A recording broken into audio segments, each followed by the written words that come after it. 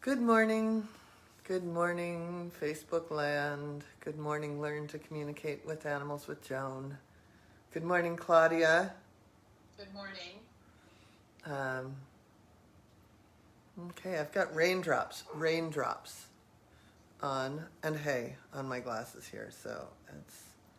So it did rain. Oh my God, yeah, it's still raining. I'll give a tour in a minute. But first, oh my God, this coffee's so strong that I'm actually, I can't even. Okay, so I would love it if people would say hi and where you're from. Okay, so Claire Cross says hello. Kristen Hedberg says hello, Joan. Hello. Hello. Hello, everybody. I'm in Florida, and it's windy and about to rain. Yeah, everybody's getting the rain. Where's our Yasmin? Yasmin too? No, I haven't seen her. Where is she? Oh, she's coming. Leslie Willing says hi. Maureen Bissonette says it's coming my way, the rain. Hello. Kristen Hedberg says here from Virginia. Okay, cool. I knew that, though. Jane Sewell says hi, Joan. Hi, Jane. Hi, Kristen. And I have my Scotland cup today for Jane. Heidi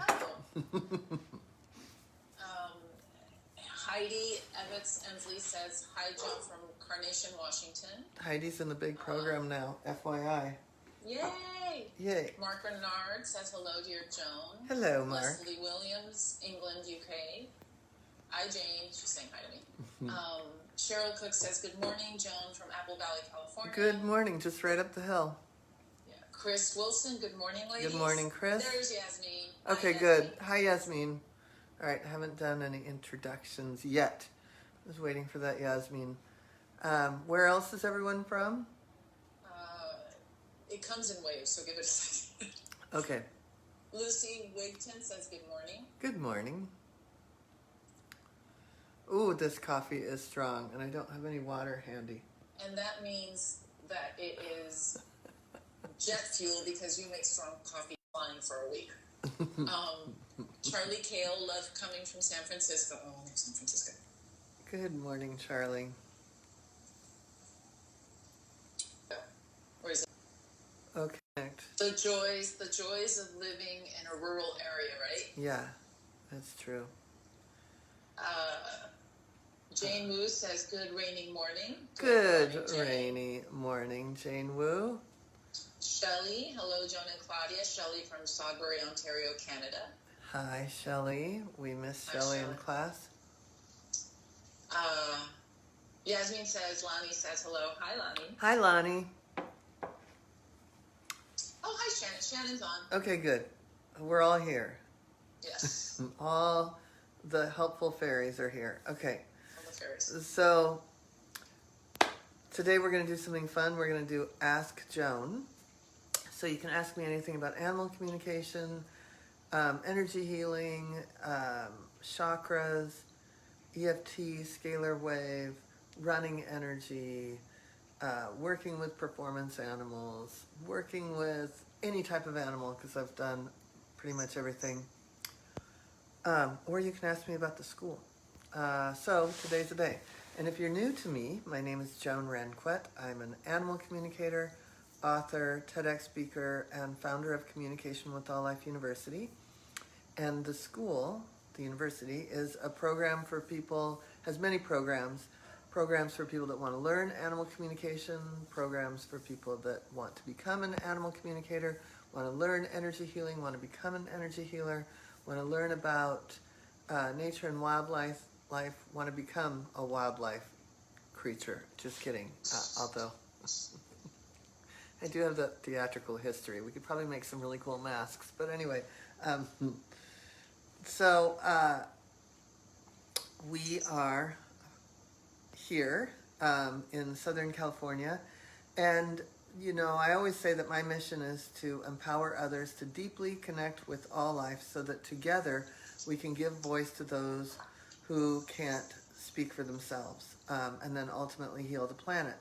And last week we came up with So I was when I first started this 3 years ago. January, it's going to be 3 years that we've been doing these Facebook Oh my Lives. God. Is that crazy? Is that right? Is that right, Yasmin? Yeah. Anyway. 2019. Yeah, we'll have a party. We'll have a little party. Wait, 19, 20, 21. Yeah, 22. We're going into our 4th year of these Facebook Lives. We're going to celebrate on the 11th with a cool new thing. I'll talk about that in a minute. And what else? So last week, I always used to say in the beginning that I wanted to help 1 million animals, because if I'm getting all you guys going, then that was an easy reach. And then we went to 10 million for 2 years. But now we upped it last week to 22 million animals. We are here to help 22 million animals, and together we can do it. Who's in for the 22 million animals, helping 22 million animals this year? Type it in. Anyway, as people are typing, and I want to hear your commitment. I am here to help 22 million animals this next year. I am here to help 22 million animals this next year. Mm-hmm. This is so strong. Charlie Kale, oh my goodness, people are typing like crazy. 22 million, yes. Claire Trust, yay. Shannon Myers, I'm in. Yasmin, me. Chris Wilson, I'm in. Kristen Hedberg, helping 22 million animals, yay. Yes, woohoo. Yay. Loretta Ayat, hi Ayat, yes ma'am. Good. Leslie Williams, I'm in. Okay, good. We've got quite a team. And people are typing.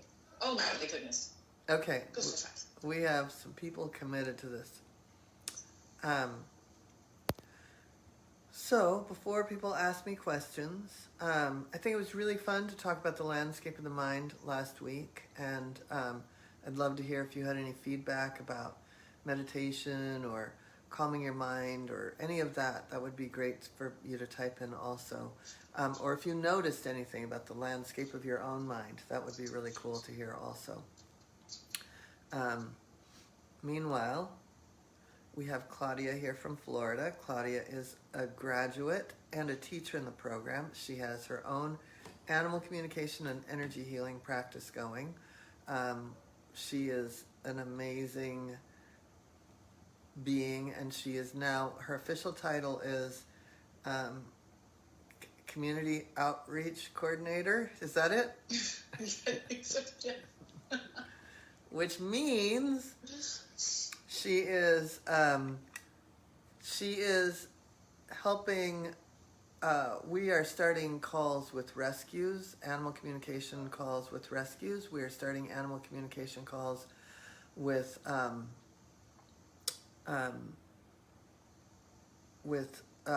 sanctuaries, meaning like farm sanctuaries, pig sanctuaries, places where animals have come to after they've been tested on, those sorts of things. So we have a 12-week course that starts in January that's animal communication and rescues, and then after that a 12-week course with sanctuaries, and then in the fall a 12-week animal communication with zoos, wildlife centers, and sanctuaries. So that's going to be a big deal, all three of them. Being able to help animals that have been tested on or have been saved from factory farms, these are all huge things. So I just thought I'd let you know that you can do that, but the prerequisite is, so that's all what we now call animal communication level 4, A, B, and C.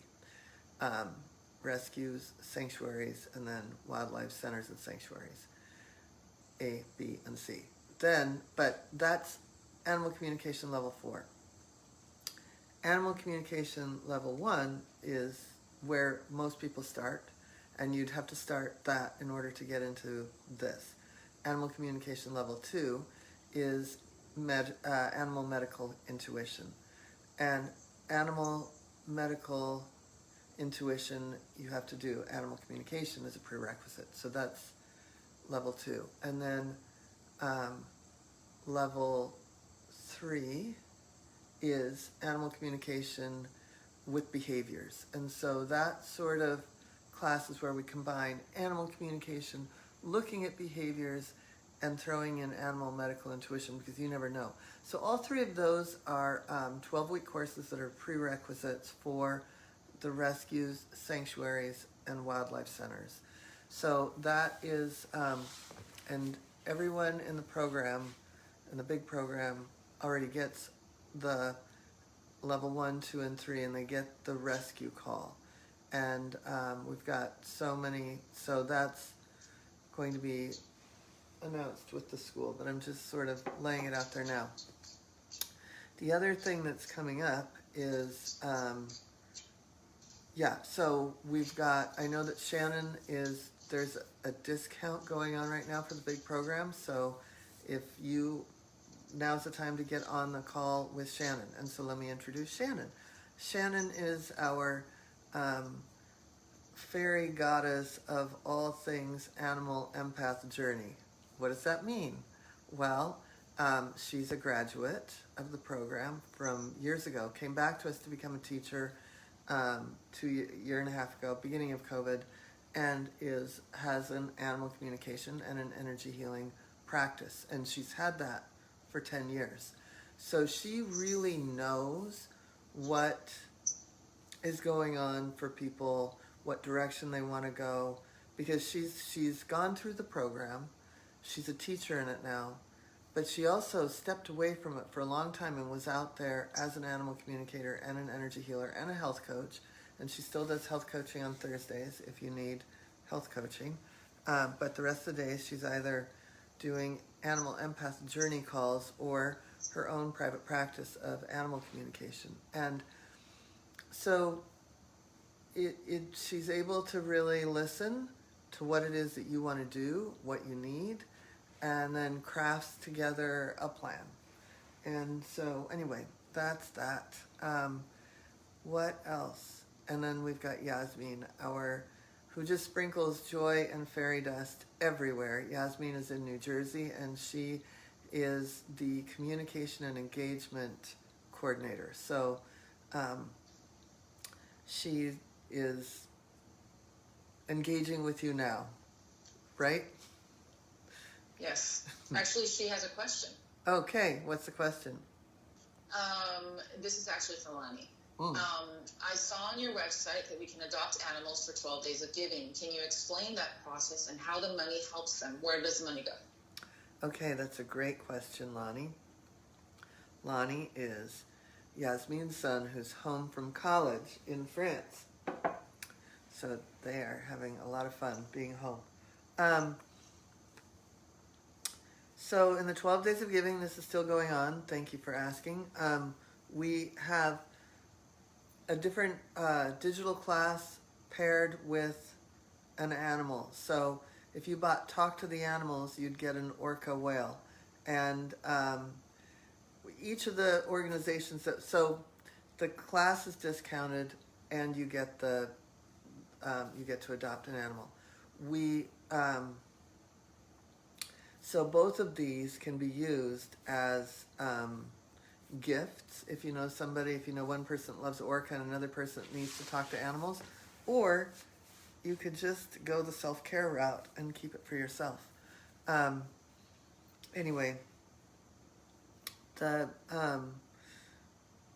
what I know is the organizations that we picked, I either have a relationship with or we know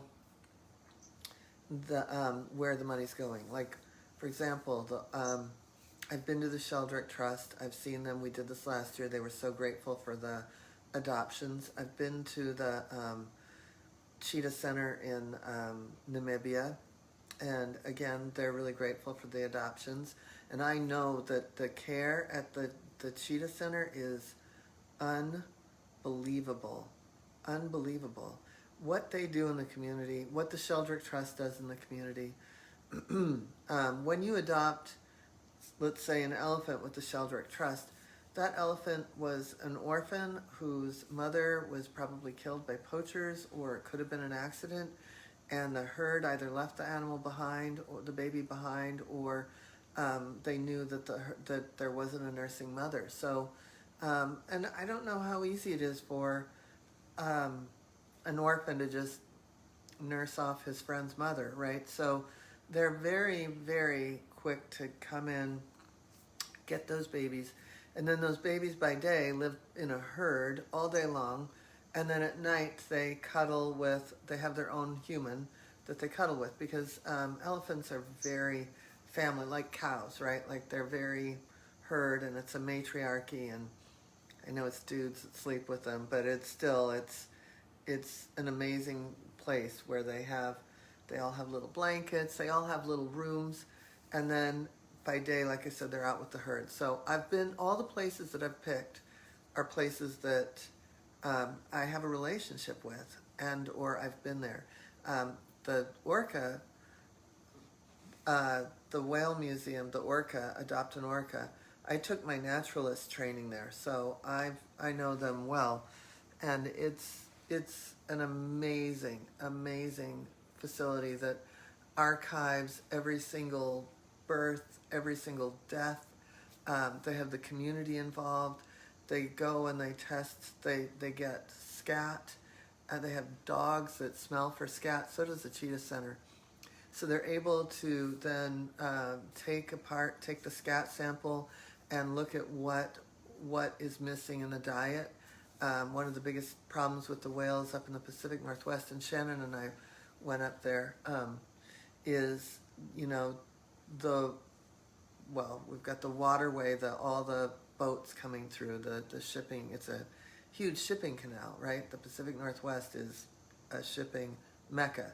So you've got that wrecking their sonar, and then you've got a limited amount of salmon because of the overfishing. And so they're able to see, like, are their adrenals running by examining the scat, they can see how hard their adrenals are working with the sound and the stress of hunting and all of that. Those three pods, the JK and L pods, they don't eat mammals. They eat Chinook salmon. And of course, so does everybody in America. And so it's a real challenge. So I really support the Whale Museum for their research efforts and how many scientists they have, all of which believe in animal communication. They all wanted to know what this whale or that whale had to say the scientists, when I took the course.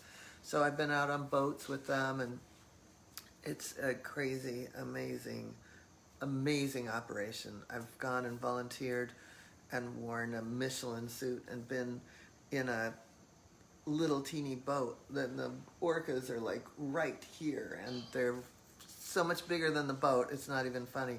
And it's like they just do a drive-by and wink. It's crazy. So my heart was just like, and of course it was a state-run thing, so I couldn't pull out a camera, which was killing me. Because it was like, I would have had a shot of the eyeball. Anyway, so I have relationships with almost every organization, and if I don't, we suss them out. Maybe Shannon has a Latin friend that's helped us with. We have friends all over that have helped us with the organizations. That was long-winded. I'm sorry. Well, it's because I remember working on this with you. We're passionate about it. Yeah. Jasmine actually asked, so when you buy it, when you get the adoption, do you get a certificate, right? And then it's for a year, or for how long? It depends on the organization. Like, it's an annual thing with the orcas, with the cheetahs, with the Sheldrick Trust. I think they're each annual. Okay. Yeah. All right. Yeah, I could go on and on. This is why we're starting the nature and wildlife piece of the school. Like, this is my passion, truly. So I have a question. Yes, ma'am. From me, because when you were talking about the rescue call and the sanctuaries and the wildlife, I know why we need the prerequisites. Can you explain to everybody why they can't just jump on the call? Why do they need the prerequisites? Why do you need the prerequisite for the rescue call, you mean? Mm-hmm. Because here's the thing. When you're working with rescues and you're working with, let's just start with rescues. They're going to obviously be bringing us the difficult cases, And sometimes they're making a decision whether they should even keep the dog, whether they should euthanize the dog. So, in other words, it's truly life or death. And sometimes, if you don't have the training to be able to step back, be super neutral, be detached compassion, be able to do a kick-ass medical intuition scan, that alone could save a dog's life, because all of a sudden we've got to get x-rays, and we've got to, it buys the dog a little bit of time that maybe the behavior can shift. So just the 12 weeks of animal communication gives somebody the basic confidence for animal communication, right? Like basic, you're solid. You've built your telepathic muscle. I always say that the next phase is now you're building your confidence muscle. So you have to be confident in there with the client. And again, for some of these animals, they've been passed around from home to home to home to home. And the reason also, like even in the school, we're going to limit the amount. We're going to run the class several times, but we're going to limit the amount of people in the class. And only people that have done most of their animal communication case studies and have at least started energy healing for animals are eligible in the school, because Claudia will be assigning people EFT or scalar wave. She'll be assigning people to an animal. And also, I feel like you have to have a certain level of professionalism to walk into, like I know people walk in, I call it backdoor, like they backdoor into the rescues and they practice on animals, and it just gives animal communication such a bad name to be doing that and to not walk in the front door. And if you're not welcome in the front door, then go to the next rescue, because there's another group of animals that needs your help. And we want people accepting us in the front door. So you're not only coming to this to help the animal, but you are building a relationship with the community, with a rescue, with a foster that may use you for the rest of your life, and you want to be good. If you're going to help animals on this scale, you've got to be good. You've got to be really good. Because that animal, the training. Yeah, you need the practice and the training and the confidence, and because that life literally depends on you. Literally depends on where it's going to its next home, and that's why. Thank you. Yeah. Chris Wilson says, I can't wait to be a part of the wildlife program. Yeah, that's pretty big. Yeah, and then Yasmin, back to what you explained about the adoptions, she says, thank you so much. It's brilliant, helping 22 million animals, from Lonnie. Thank you, Lonnie. We want, we want you to join us, but I know you've got to do that college thing for your parents. Okay, so any more questions? I'm looking through to make sure I haven't missed anyone. I want to show everybody what it looks like here.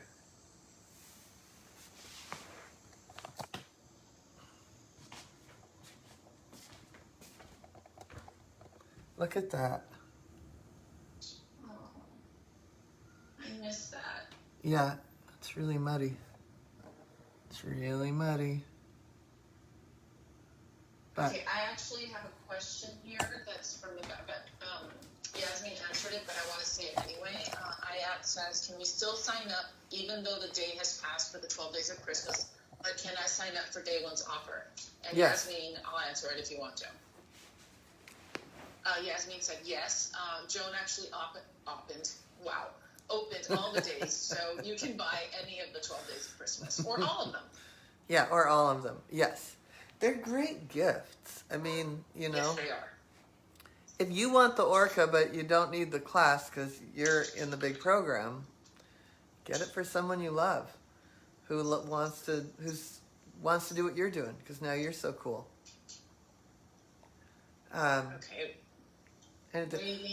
Did anyone answer about if they noticed anything in the landscape of their mind, or did anyone? Yes. Okay. Okay, going back. Hold on.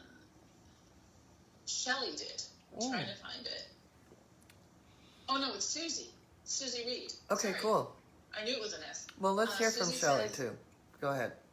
She says, I'm feeling like it's something of my mind is opening, the ability to quiet at last. Oh, yay! That's big. That is really big. It's Because huge. it's an interesting thing, because we make choices in our life to, I mean, you in particular, you're a mother, a grandmother, a wife, you have 50 million animals. You have more than me.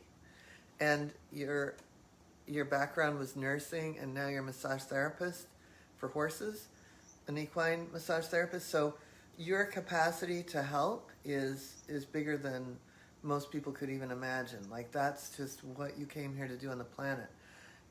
And now, and I think a lot of other people will relate to this, so it means kind of scrambling, right? Like, mothers do this. You do it too, Claudia. Yes. Yasmin's done it. And now you're doing it with your granddaughter who's in college, but also keeps a horse with you, and the horse is lame. I mean, it's like you're that ultimate caretaker.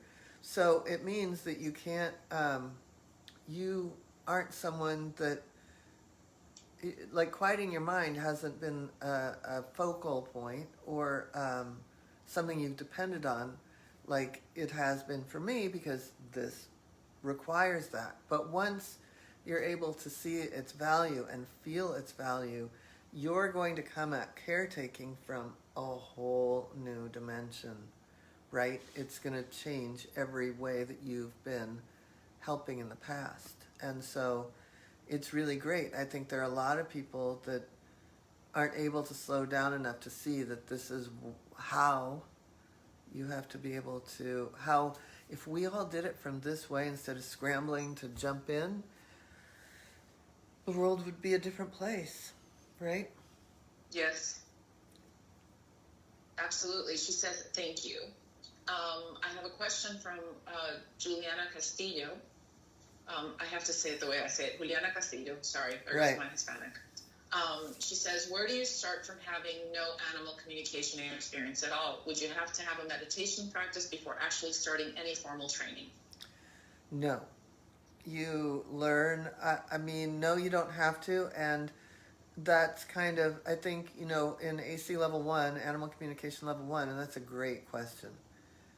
Yes, it is. And if you go back and watch last week's, we really kind of talked about different levels of this. But you don't have to have a meditation practice, no. But my guess is there are things in your life that are meditative, and you could maybe are drawn to that. I don't know. Maybe you could type in like some of the things we talked about last week, like walking. I jump rope 3 mornings a week, and it's so rhythmic and so puts me in the zone. So there's so many ways that you might be getting into the zone: riding, walking your dog, being in nature, even learning to wash your dishes that way. Like, there are ways that we get to be in the zone. So you don't have to have a huge meditation practice if you have the ability to get into the zone. But the other piece of it is, if you join AC Level 1, you're going to get the guided meditation, even if you do some of the digital class, like Talk to the Animals. But if you join AC Level 1, I think it starts February 2nd, you learn the guided meditation. And even if you just start with that, like, I don't think Susie could chime in here. Claudia, you didn't have a big meditation practice, did you? You did originally, yeah. But you had gotten away from it. Yeah, I had a big meditation practice, and I had stepped away for a while. Yeah. It's a practice, right? You have to. Yeah. Yeah. The first day it rains, it goes out the window, right? Right. But I will say this: the guided meditation. When I have my meditation, and then the guided meditation, what we teach during the AC Level 1, I use it every time I connect with an animal, every single time.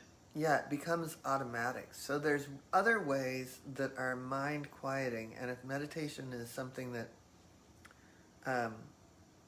is not your friend right now, then think about being in the zone or quieting your mind. You know, you can use other words, because sometimes meditation is sort of like the word, some people freak out at the word God or prayer because they have PTSD around religion. And yet they're able to connect to other words like universal love and things like that. So meditation is a tough one, right? I mean, not everybody loves that word. And it's so funny that you bring that up, because Susie says praying was as close as she got, which is meditation. And Charlie Kale, the landscape of her mind, she said, looking at colorful, twinkling holiday lights puts me in a meditative place. Oh, that's really sweet. All white lights don't really do it for me. Okay, I have another question from Kristen Hedberg. Question about medical intuition. Oh, I thought it was going to be about fairies. Go ahead, Kristen. How often do you feel the issue physically in your body versus see it? And do you generally put more weight on what you feel physically in your body or what you see? Ooh, that's a good question. Okay, you're going to have to do part 2 in a second. So, yeah. I'm going to tell you a quick story. I was someone that I didn't think, I thought I was good at it, but I wanted to be great at it. And so I studied with Carolyn Mace and Dr. Norm Shealy, and I was going to get a PhD in energy medicine. And the reason I was drawn to the energy medicine program was at that time in the 90s, it was the only medical intuition program out there. And I was already doing it, but I thought, I want to be crazy great like Carolyn Mace. So I went to all these courses, and they did it very differently than I did. So I learned another way to do it, but I still was, for the most part, getting it in my body. And Carolyn Mace would yell about that. She would be like, you can't take that on, Joan. And so I really learned ways in which I shook it off. I cleared myself, and then just by doing client after client after client, my intention is that it's gone. It never lingers. So I have the intention that I'm cleared the minute I do something. So, and that works after a lot of practice. So I recommend finding ways to clear yourself afterwards.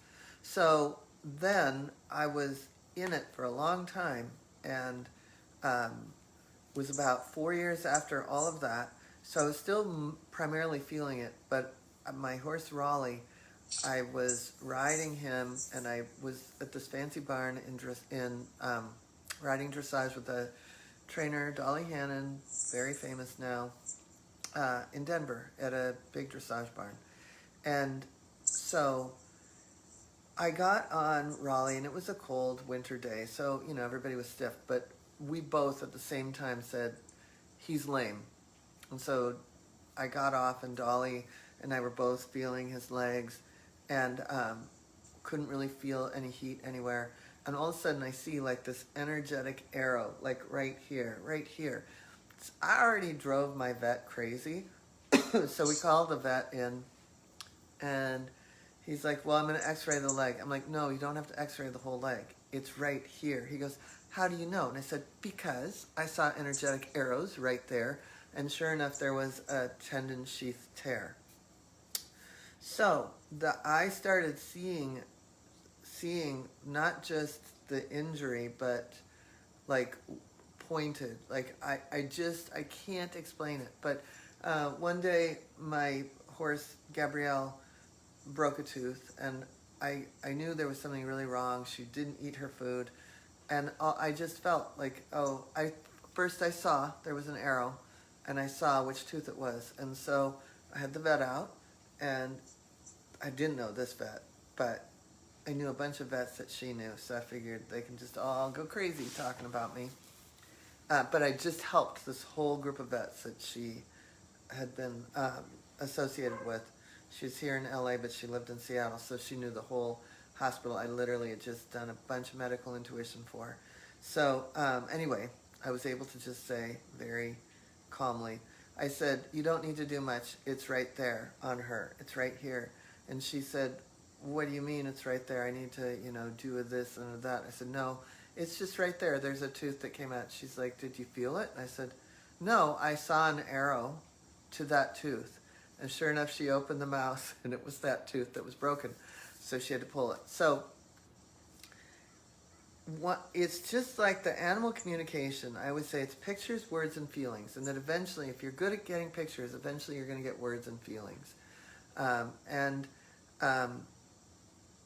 Or concepts, or a little bit of a story, right? So, and then the people that are good at getting the concepts or the words will eventually get the feelings and the pictures. So it's all three. So I always say that with medical intuition, again, and this is why it's a long course, and for the people in the big program, they go through it twice. And then it's included in everything thereafter. The reason that it's so important to study this way is because you want to be able to get it all three ways. Like, it was 4 years before I got that energetic arrow, before I could see it. And now, once I feel it, I can't not see it. And that's what happens, is you begin to create your own lexicon of language about what different energy experiences are in the body for you. You might feel it first and then you see it, or you might see it first and then you feel it. But it becomes all of the above. And Claudia and Shannon, I'd love for either of you to chime in. Charlie is in the today's, I think, the last day of the beginning of that. What would you say to that? For me, because I am a visual person, it was easier for me to see it. And my first, what I call the breakthrough for me, was I actually saw it was a dog that had a lower back thing, but it was manifesting in his leg, and the vet couldn't figure out why he was limping. And I saw it was a red line that went from the vertebra all the way down to the leg. And I heard words. Like, I hear words and I see it. It's very rare that I feel it yet. But I also kind of not try to feel it, just because I don't, like you said, I don't want to, like Carolyn May said, I don't want to carry it in my body. But sometimes I do feel it. I felt a dog not be able to hear in their ear, because my ear all of a sudden went fuzzy. So, yeah. For me it was visual, but now it's almost like I'm getting the bigger picture now. It's like it becomes holographic, if you will, right? That's what I always say. It becomes like holographic, and if you go back to like the beginning of animal communication, where it's like we talk about pictures, words, and feelings. Claudia has a background in photography and dance, like she's gonna see things, choreography. For me, my background was, I was an actress, big feeler. As an empath, big feeler. Like, I could not feel. And then I was a writer, so words, like ideas, concepts, that words came to me easily. Words and feelings came to me easily. Pictures came to me later, and then I can't not see it. And so the same thing, that's the way I developed as a medical intuitive also, but Claudia's the opposite, and everybody's different based on kind of your come from place. That's what I always say about that. What was the second part of that question? Did I answer it, or? You did. She said, do you generally put more weight on what you feel physically in your body or what you see? You answered it. Yeah, and I will also say that, the beauty of being able to feel it is that I always tell people in the medical intuition classes that holistic vets often have a very good idea of what is going on for an animal and what it looks like, what it feels like, how they're able to treat it, though holistic vets will use our services. But ironically, it's the Western medicine vets that call and want the help and want to know what it feels like, because they are at such a loss. They're depending on science, and science isn't cutting it. So it could be, and this is where AC level 3, after you come out of the medical intuition is so important because so many behaviors can be based on some sort of a physical experience that an animal is having. And so being able to decipher that for a Western medicine vet is profound. And then they'll use you over and over and over and over again. So a couple of things. Shannon commented on that in Charlie Kale, but I just wanted to say, Kristen Hedberg says energetic arrows, yes, please. And she also, her next question was... Where the fairies will dance around it. Look at the ankle, look at the ankle. Also, when was your last fairy sighting? That was her question. And then I morning. had Charlie and Shannon commenting on their experience. Charlie said, I learned the hard way to honor whatever I feel is going on in my body. Then know that if it is theirs, it will be gone once I acknowledge it for the animal. Once I write it down, it leaves. Yeah, and that's the thing about feeling. It's like when you go through this training, it literally does leave you. Other people, Yeah. I have a friend, Carol, who's one of the most magnificent and medical intuitives on the planet, but she doesn't work because she doesn't have a lot of, oh, look at medical intuition starts in 15 minutes. She of all people, she has the tools, but she often doesn't use them to get rid of the thing, whatever the thing is, and she'll carry it for a day or two, like, oh, this person has this. And for me, as much as I love Carol, that's a boundary issue, and I'm not going to carry someone else's crap. I got my own shit going on, right? I got mud in my house from dogs. Actually, I put the dogs locked in the fairy room because, look, it's getting really stormy. We're going to see your old chairs leave here in a minute. Everything flew away. I was an engineer this morning pulling water out of the arena. Like, I've been out in the mud. I feel like Robin from Winnie the Pooh, you know, when he's got his muck boots on. That was me this morning with my dogs out there just moving water, making new waterways so that horses aren't standing in a swimming pool. Anyway. Really quick, Michael Hofferbert says, you see these words or hear them or both? See the words or hear them or both. You know, sometimes it is both. It literally, sometimes it is both. Yeah, I get both also. Yeah. And then what did Shannon say? Yeah. Yeah. Wow. A little bit and a half. Yeah. Shannon says, I feel it and remember the very first time in your class here at my farm. I don't hold on to it after learning it in class. I got words too, and where did it go? I got words too, and now get all of them. Yeah. Yeah. Shannon is Virgo, very, very smart in her head.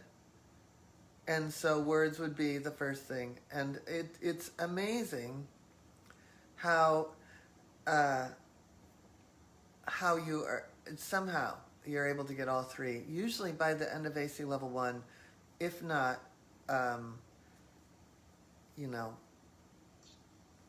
sometimes people experiment a little more on the animal medical intuition.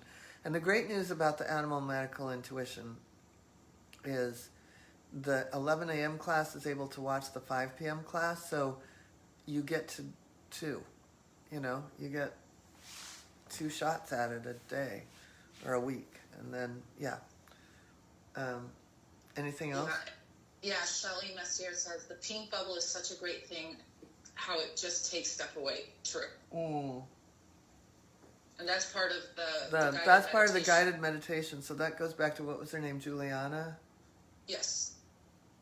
That goes back to what you were asking. Even if you aren't a great big meditator, we have this little bubble technique that gets the thoughts out, gets the feelings in our own body. And the reason we want to get so neutral is so that we can be in a state to be able to pick up the pictures, words, and feelings of the animal communication and have a sense of what's going on physically for the animal and know that what we're saying isn't ours. I always say, first thing in the morning, I do a little scan before I do the scalar wave, before I do a meditation. And that scan is so vital for me because I have an old right foot injury. And if I went to a barn that day, and if that was like achy, and I went to a barn and every horse I tell the owner, the different owners, like, oh, your horse has a right hind injury, then I'm just projecting my own stuff onto that animal. So being neutral is hugely important. Any other questions, comments, observations? I'm watching for it. Let's just give it a second. Okay, well, Charlie Kale commented about the medical intuition. She said, I do the same with my quick visions and movie snippets. Once I write it down or say it to the animal parent, it leaves. If I ignore it, it comes back until I acknowledge it. Very true. Mm-hmm. And Jane Sewell says, so sweet. The classes are super and all the students are so supportive and helpful. Would definitely recommend. That was very sweet. Thank you. Thank you. Okay. All right. Claudia is giving me that signal, which means wrap it up. Doesn't mean I'm crazy. Oh my God. Yes. She would sit here and we had this whole language and I'd have to keep a straight face the whole time and she'd be like, or we'd be dealing with a dog doing something. Anyway, yeah. Yeah, see what the people can't see on the Facebook Live, because I'm looking at you from a different angle, is that you were talking and all of a sudden above the shelf, I see a head pop up and it's Buster Keaton. Oh, that's the kind of stuff we would deal with. Yeah, we'd have crazy stuff like cats flying that nobody sees in this camera. Right. Yeah, but I've got my dogs locked up because it's so muddy. I'm gonna go let them out before class, so I have to go teach animal medical intuition. But it's been very fun having everybody here in this very informal setting and being able to ask questions. And if you are more curious about the landscape of the mind or meditation, go back and watch last week's live, because we really dissected it and it was fun. And so the 12 Days of Giving is open. If you have some gifts you want to get for friends that are like, we have the energetic anatomy for sale. Really fun digital classes that people enjoy, and also would love, for you to be able to support these organizations that we've handpicked carefully, because each of the organizations are so amazing. And if you have any questions about the program, or you just know that Shannon's really cool and you want to talk to her, you can reach out to her at info@joanranquet.com, and she will get on a call with you and discuss your path. And it's really, like I said, I didn't even talk about what we're doing in here next year. Let me real quick talk about that. Next year, we're going to do a whole series, 12 weeks, on how to help animals. And we have, but we're going to kick it off with someone named Andrew Harvey and talk about sacred activism. So on the 11th, actually, will be Claudia and me explaining what's going to happen in the 12 weeks coming up. And then the 18th is Andrew Harvey. And if you want to start reading his books on sacred activism now, I recommend it, because it's going to be a powerful live. And then we're going to have equally great other people throughout the entire 12 weeks. We know we've got Ellie from the Gentle Barn, working on a few other really fantastic, amazing people that will, how to help animals. We're going to come at it from every angle, and really be able to reach out to organizations that, we haven't spoken to before. And I'll do some, how to help animals. Could be animal communication, could be energy healing, but it could be a new way to source money. It could be prayer. It could be sacred activism. So we're going to look at it from every possible angle and really, really dissect how we can get out there and help 22 million animals. So I want to thank you for being here today. I will see you next week, and then we have a few weeks off, and then we are hitting the decks running first of the year. So I will see you all soon. Thank you. Thank you, everybody. Bye.